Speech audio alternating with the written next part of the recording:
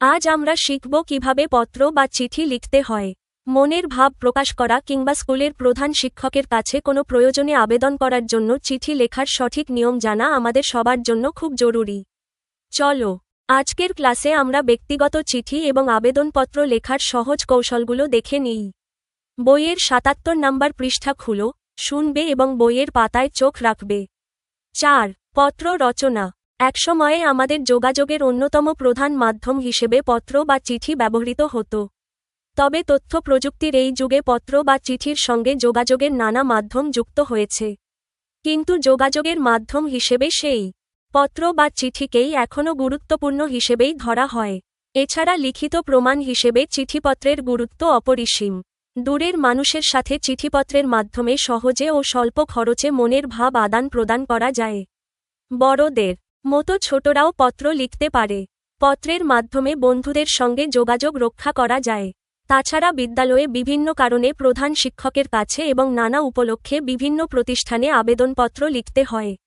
এজন্য চিঠিপত্র লেখার নিয়মকানুন জানা দরকার।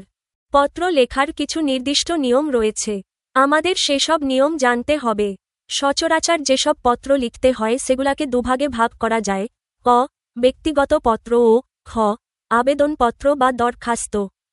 নিচে এগুলোর পরিচয় দেওয়া হল। ক. ব্যক্তিগত পত্র। মা বাবা, ভাই বোন, বন্ধুবান্ধবকে ব্যক্তিগত দরকারে যেসব পত্র লেখা হয় সেগুলো ব্যক্তিগত পত্র। খ. আবেদনপত্র বা দরখাস্ত। বিদ্যালয়ের প্রধান শিক্ষকের কাছে কিংবা বিশেষ প্রয়োজনে সরকারের বিভিন্ন অফিস ও সংস্থা অথবা বেসরকারি কোনো সংস্থার কর্মকর্তাদের নিকট যেসব পত্র লেখা হয় সেগুলাকে আবেদনপত্র বা দরখাস্ত বলা হয়। ব্যক্তিগত পত্র লেখার নিয়ম। এ জাতীয় পত্রের দুটো অংশ থাকে: ক. বাইরের অংশ বা শিরোনাম ও খ. ভেতরের অংশ বা পত্রগর্ভ। ক. শিরোনাম। পত্রের খাম বা পোস্টকার্ডে প্রেরক, যিনি চিঠি লেখেন, ও প্রাপকের, যার উদ্দেশ্যে চিঠি লেখা হয়, তার নাম ও ঠিকানা লেখা হয়। একে শিরোনাম বলে। পোস্টকার্ড বা খামের বাম দিকে থাকে প্রেরকের নাম ও ঠিকানা আর ডান দিকে থাকে প্রাপকের নাম ও ঠিকানা। বাংলাদেশ পোস্টকার্ড। বাংলাদেশ পোস্টকার্ড। বাংলাদেশ। নাম জনাব আব্দুল মালেক। ঠিকানা গ্রাম পলাশপুর। ডাকঘর পলাশপুর বাজার, জেলা চুয়াডাঙ্গা। পোস্টকোড নং। বাংলাদেশ খাম। যৌতুক দেয়া নেয়া শাস্তিযোগ্য অপরাধ। প্রেরক রাফিয়াতুন মেফতা, 248 ডি লালকুঠি বালার, মাজার রোড, মিরপুর -1, ঢাকা -1214। প্রাপক মো. খায়রুল ইসলাম। গ্রাম ওয়াতা। ডাকঘর প্রয়া, জেনা, নওগাঁ। পোস্টকোড। খ. পত্রগর্ভ। একটি পত্রের বিষয় অনুসারে কয়েকটি ভাগ থাকে, যেমন: ১. পত্রের উপরের ডান দিকে প্রেরকের ঠিকানা লিখতে হয়। ঠিকানার নিচে পত্র লেখার তারিখ লিখতে হয়। ২. পত্রের বাম দিকে প্রাপকের প্রতি সম্ভাষণ থাকে। বয়স ও সম্পর্ক অনুযায়ী সম্ভাষণের ভাষায় পার্থক্য থাকে। গুরুজনদের উদ্দেশ্যে শ্রদ্ধেয়, শ্রদ্ধাভাজনীয় আশু ইত্যাদি লেখা হয়। সমবয়সী বন্ধুদের প্রতি প্রিয়, প্রীতিভাজনেষু, প্রীতিভাজনাশু, বন্ধুব্রেষু ইত্যাদি লেখা হয়। ৩. এরপর আসে পত্রের মূল বক্তব্য। এই অংশে বক্তব্য অনুযায়ী কয়েকটি অনুচ্ছেদে পত্রটিকে বিভক্ত করতে হয়। বক্তব্যের শুরুতে কুশল জিজ্ঞাসা এবং শেষে সুস্বাস্থ্য কামনা করতে হয়। ৪.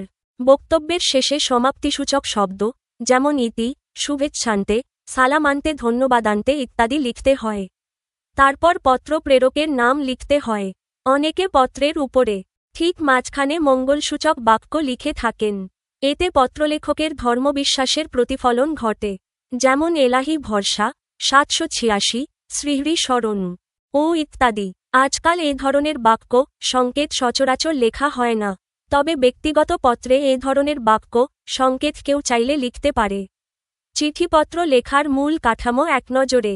অংশ: ব্যক্তিগত পত্র, চিঠি, আবেদনপত্র, দরখাস্ত। ১.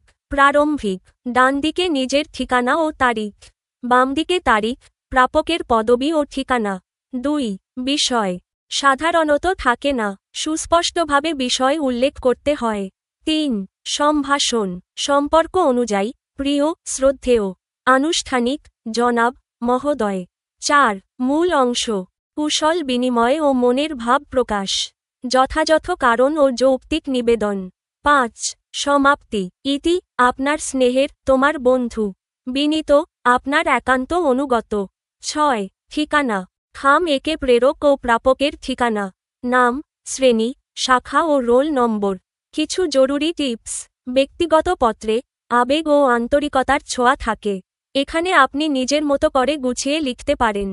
আবেদনপত্রে ভাষা হতে হবে মার্জিত, সংক্ষিপ্ত এবং টু দ্য পয়েন্ট। অপ্রাসঙ্গিক কথা এড়িয়ে চলাই ভালো। খাম বা শিরোনাম। ব্যক্তিগত চিঠির ক্ষেত্রে খাম আঁকা এবং তাতে স্ট্যাম্প বা ডাকটিকিট উল্লেখ করা বাধ্যতামূলক, যা আপনি আপনার উদাহরণে সুন্দরভাবে দেখিয়েছেন। 4 এক ব্যক্তিগত পত্র। 1 পরীক্ষার ফলাফলের সংবাদ জানিয়ে বাবার কাছে একখানা পত্র লেখো। ঢাকা, 15 জানুয়ারি 2026। শ্রদ্ধেয় বাবা, সালাম নিন। আশা করি ভালো আছেন। গতকাল আপনার চিঠি পেলাম। আপনার আসতে দেরি হবে জেনে মনটা বেশ খারাপ হলো। আজ আমার বার্ষিক পরীক্ষার ফল প্রকাশিত হয়েছে। আমার ফল জেনে আশা করি আপনি খুশি হবেন। এবারও আমি আমার জায়গাটি ধরে রাখতে পেরেছি। পরীক্ষায় সকল বিষয়ে আমি এ+ পেয়ে উত্তীর্ণ হয়েছি। দোয়া করবেন, মানুষের মতো মানুষ হয়ে আমি যেন আপনার ও সমাজের মুখ উজ্জ্বল করতে পারি। আপনাকে অনেক দিন দেখিনি। আপনাকে খুব দেখতে ইচ্ছে করে। ছুটি নিয়ে একদিনের জন্য হলেও আমাদের সঙ্গে দেখা করে যান। আমরা আপনার আগমনের অপেক্ষায় রইলাম। বাড়ির সবাই ভালো আছেন। আপনি শরীরের প্রতি যত্ন নেবেন। ভালো থাকবেন। ইতি, আপনার স্নেহের, শাহরিয়ার শাফিন। ডাকটিকিট, প্রেরক, শাহরিয়ার শাফিন, 2-3 ইকবাল রোড, মোহাম্মদপুর, ঢাকা 1207। প্রাপক, মোহাম্মদ মাহফুজ হাসান, থানাপাড়া, আগৈলঝাড়া, বরিশাল। 2 তোমার বোনের বিয়ে উপলক্ষে বন্ধুর কাছে আমন্ত্রণপত্র লেখো। রাজশাহী, 15 ডিসেম্বর 2026। প্রিয় অরিক, আমার ভালোবাসা নিও। আশা করি তোমরা সবাই ভালো আছো। শুনে অবশ্যই খুশি হবে। আগামী 1 ফেব্রুয়ারি 2026 আমার বড় বোনের বিয়ে। বিয়ের অনুষ্ঠানে অনেক ধুমধাম হবে। তোমার কথা বারবার মনে পড়ছে। তুমি এলে খুব মজা হবে। মা বাবাসহ বাড়ির সবাই তোমাকে ভীষণভাবে মনে করেন। বিয়ের অন্তত 1 সপ্তাহ আগে তুমি আমাদের বাড়ি চলে আসবে। তুমি না এলে বিয়ের মজাই পাওয়া যাবে না। শুধু তুমি নও, তোমাদের বাড়ির সবাইকে নিয়ে চলে আসবে। তোমাদের আগমনের অপেক্ষায় রইলাম। বড়দেরকে আমার সালাম দিও, ছোটদের দিও আদর। ভালো থেকো। ইতি, তোমার বন্ধু, সাদমান জারিফ। ডাকটিকিট, প্রেরক, সাদমান জারিফ, পাথরঘাটা, বরগুনা। প্রাপক, অরিক সোবহান, 100 তেজকুনি পাড়া, ঢাকা। 4-2 শিক্ষা প্রতিষ্ঠানের প্রধানের কাছে পত্র। 1 বিদ্যালয়ে অনুপস্থিতির জন্য প্রধান শিক্ষকের কাছে ছুটির দরখাস্ত লেখো। তারিখ, 1 ফেব্রুয়ারি 2026। প্রধান শিক্ষক, তেজগাঁও সরকারি উচ্চ বিদ্যালয়, ঢাকা। বিষয়, অনুপস্থিতির কারণে ছুটি মঞ্জুরের আবেদন। জনাব, সবিনয় নিবেদন এই যে, আমি আপনার বিদ্যালয়ের 6ষ্ঠ শ্রেণীর ক শাখার একজন ছাত্রী। আমি স্কুলের সকল ক্লাস ও পরীক্ষায় যথারীতি অংশগ্রহণ করে আসছি। কিন্তু জ্বরে আক্রান্ত হওয়ায় গত 29 জানুয়ারি 2026 থেকে 31 জানুয়ারি 2026 পর্যন্ত সর্বমোট 3-03 দিন আমি বিদ্যালয়ে উপস্থিত থাকতে পারিনি। অতএব, উক্ত 3 দিনের ছুটি মঞ্জুর করে আমাকে সকল প্রকার শান্তি ও জরিমানা মওকুফ করে শ্রেণী কার্যক্রমে অংশগ্রহণ করার অনুমতি প্রদান করার জন্য মহোদয়ের নিকট বিনীত আবেদন জানাচ্ছি। বিনীত, আপনার একান্ত অনুগত ছাত্রী, অনন্যা সরকার, 6ষ্ঠ শ্রেণী, ক শাখা, রোল নম্বর -5। 2 বিনা বেতনে পড়ার সুযোগ লাভের জন্য প্রধান শিক্ষকের কাছে আবেদন। তারিখ, 26 জানুয়ারি 2026। প্রধান শিক্ষক, বিএইচপি একাডেমি, বরিশাল। বিষয়, বিনা বেতনে অধ্যয়নের সুযোগদান প্রসঙ্গে। জনাব, সবিনয় নিবেদন এই যে, আমি আপনার বিদ্যালয়ের 6ষ্ঠ শ্রেণীর ছাত্র। আমার বাবা একটি বেসরকারি অফিসের সামান্য বেতনের কর্মচারী। আমরা 4 ভাই বোন। আমার বড় 2 ভাই কলেজে ও ছোট বোন স্কুলে লেখাপড়া করে। এমতাবস্থায় পরিবারের ভরণপোষণের পর আমাদের লেখাপড়ার খরচ চালানো আমার বাবার একার পক্ষে অসম্ভব হয়ে পড়েছে। উল্লেখ্য, আমি কৃতিত্বের সঙ্গে 5ম শ্রেণী থেকে 6ষ্ঠ শ্রেণীতে উত্তীর্ণ হয়েছি। আমি নিয়মিত ক্লাস করি। অতএব, আমাদের আর্থিক অবস্থা বিবেচনা করে আমাকে বিনা বেতনে পড়ার সুযোগ দানের জন্য জনাবের নিকট বিনীত অনুরোধ জানাচ্ছি। বিনীত, মোহাম্মদ আশরাফুল ইসলাম শাখা, ক শ্রেণী, ষষ্ঠ রোল নম্বর -3। 3 বড় বোনের বিয়ে উপলক্ষে প্রধান শিক্ষকের কাছে অগ্রিম ছুটির আবেদন। তারিখ 25 জানুয়ারি 2026। প্রধান শিক্ষক দা খাস্তগীর বালিকা উচ্চ বিদ্যালয়, চট্টগ্রাম। বিষয় বড় বোনের বিয়ে উপলক্ষে অগ্রিম ছুটি মঞ্জুরের আবেদন। জনাব, বিনীত নিবেদন এই যে, আমি আপনার বিদ্যালয়ের ষষ্ঠ শ্রেণীর একজন নিয়মিত ছাত্রী।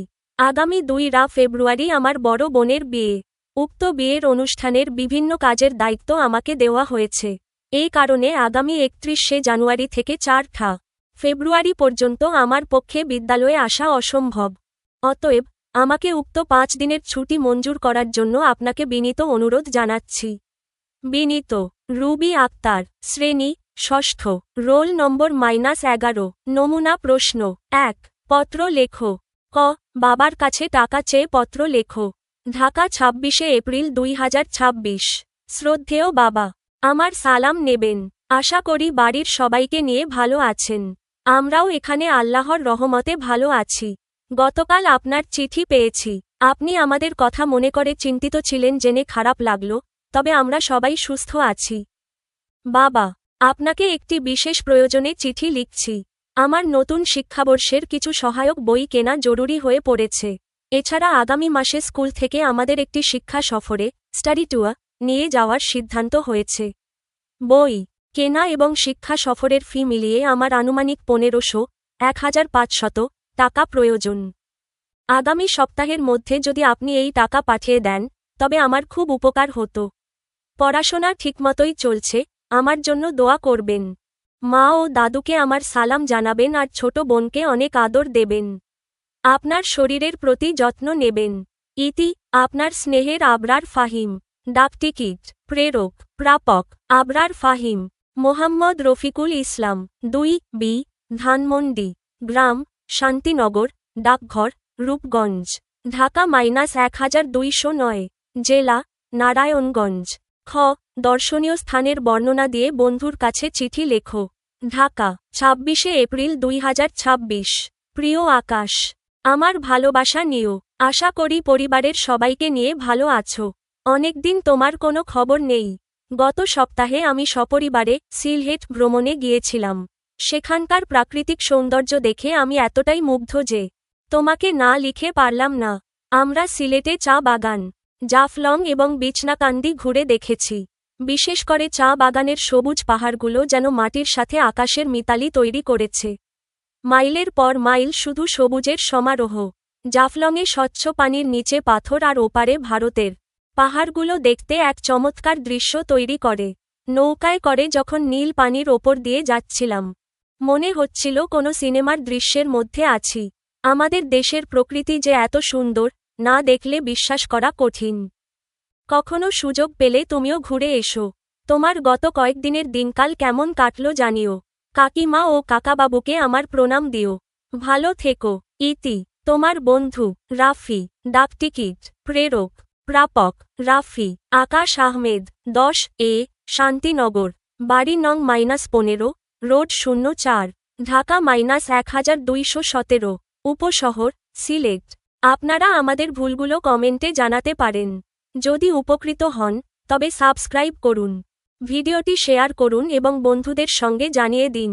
আমাদের আয়োজন এমনভাবে পরিকল্পনা করা হয়েছে যাতে শিক্ষার্থীরা কোনো গাইড বই ছাড়াই নিজস্বভাবে আনন্দের সঙ্গে শিখতে পারে এবং জ্ঞান অর্জন করতে পারে। ধন্যবাদ।